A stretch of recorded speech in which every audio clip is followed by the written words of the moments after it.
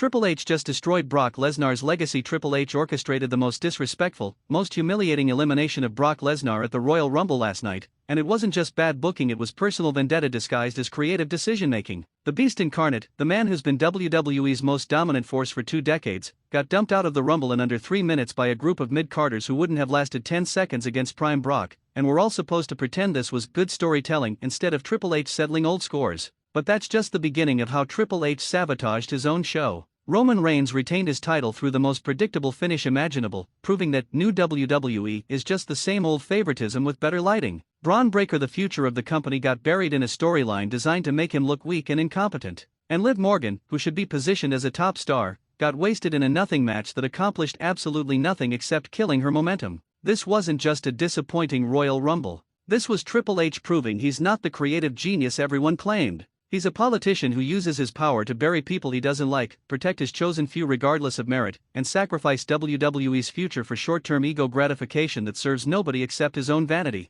Hit that like button and subscribe to Wrestling News CC, because I'm about to expose exactly why Triple H buried Brock out of spite, why Roman's win proves nothing has changed, why Bron Breakker's storyline is sabotage, and why Liv Morgan deserves better than the garbage booking she received at WWE's biggest show. Let's start with the Brock Lesnar assassination, because it's the most blatant example of Triple H's vindictive booking. Brock enters the Royal Rumble at number 28, a strong position that typically signals a potential winner or at least a Final Four showing. The crowd erupts because Brock is must-see television regardless of how you feel about his part-time status. Brock enters the ring and immediately starts throwing people around like he always does. He eliminates 2 wrestlers in rapid succession. The announcers are talking about how dominant he looks. This is classic Brock, a wrecking ball who makes everyone else look small. And then, inexplicably, 5 mid-card wrestlers, guys who'd been jobbers for months, suddenly coordinate a group attack. Now, in normal circumstances, Brock would fight through this. He's done it dozens of times. He's the guy who's survived beatdowns from the Shield, the Wyatt family, and countless other factions.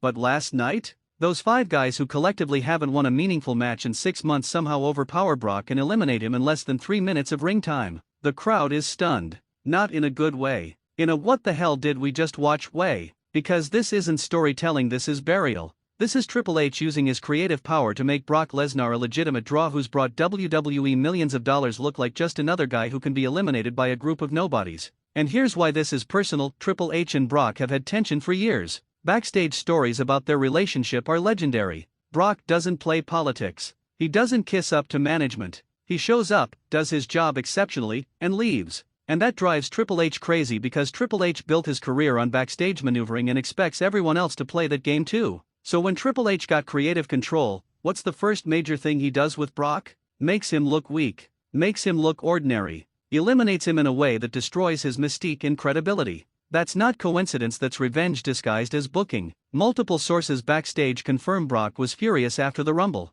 He apparently had a heated conversation with Triple H about the elimination and made it clear that if this is how WWE plans to use him going forward, his contract negotiations this year are going to be very different. Translation: Brock might be done with WWE after this disrespect. And you know what? Good for him. Nobody should tolerate being buried like that, especially not someone of Brock's stature and track record. But the Brock burial wasn't even the worst part of the Rumble. That dishonor belongs to Roman Reigns retaining his championship in the most boring, most predictable way possible, proving that Triple H's new era is just the same Roman-centric booking with a fresh coat of paint. Roman vs. CM Punk should have been a changing of the guard. The perfect opportunity to transition from Roman's stale 4-year reign to someone who's actually generating organic excitement. Instead, we got Roman winning clean in the middle of the ring with a single spear, and just like that, any hope that WWE would actually evolve died instantly. Here's why Roman won, and it has nothing to do with best for business. Triple H is terrified of what happens post-Roman. He doesn't trust himself to build new stars to that level.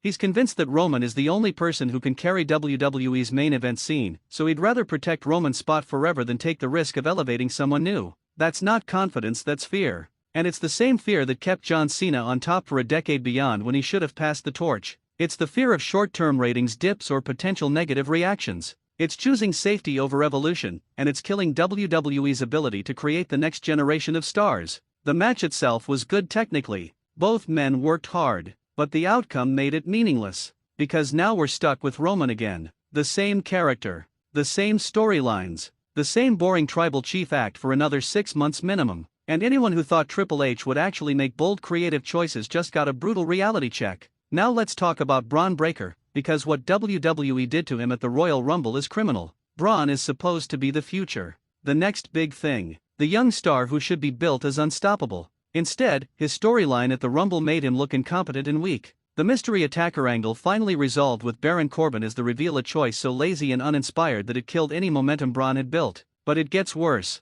After the reveal, instead of Bron getting revenge and looking strong, the storyline was booked to make him look like he needed help to overcome a mid-card veteran. That's sabotage. You don't build future stars by making them look vulnerable against wrestlers nobody takes seriously. You build them by having them overcome obstacles in ways that make them look powerful. Triple H either doesn't understand this basic booking principle, or he actively wants to prevent Bron from getting over because he's not one of Triple H's personal projects. Either way, it's terrible for WWE's future. Because if you can't trust WWE to properly build someone as obviously talented as Bron Breakker, who can you trust them to build? And finally, Liv Morgan. The Royal Rumble should have been Liv's moment. She's been consistently over with crowds. She's improved in the ring. She's shown personality and character depth. She should have been positioned to win the Women's Rumble or at least have a strong showing. Instead, she was eliminated in the middle of the match after a nothing performance that made her look like just another participant rather than a star. No storyline progression. No big moments.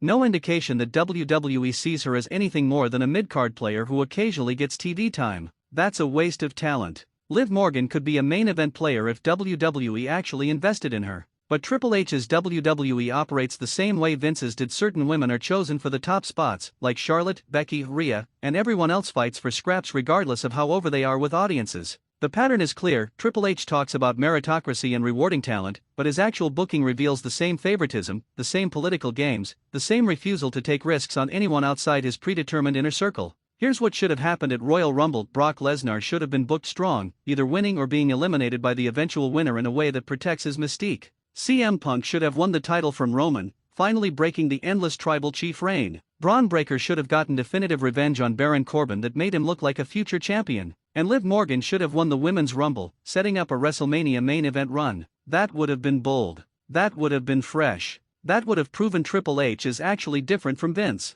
Instead, we got the safest, most predictable outcomes possible that maintain the status quo and bury anyone who threatens it. Drop your thoughts. Did Triple H bury Brock out of spite? Is Roman's win proof that nothing's changed in WWE? Should Bron Breakker be booked stronger? And does Liv Morgan deserve better? Comments below, because the wrestling world needs to demand better from Triple H's creative regime. This is Wrestling News CC, where we expose the truth behind WWE's booking decisions. Subscribe for analysis that holds Triple H accountable instead of pretending everything he does is genius just because he's not Vince McMahon. Triple H buried Brock Lesnar. Roman won again. Bron Breakker got sabotaged. Liv Morgan got wasted. And the Royal Rumble proved that new WWE is just old WWE with better production values and the same creative cowardice.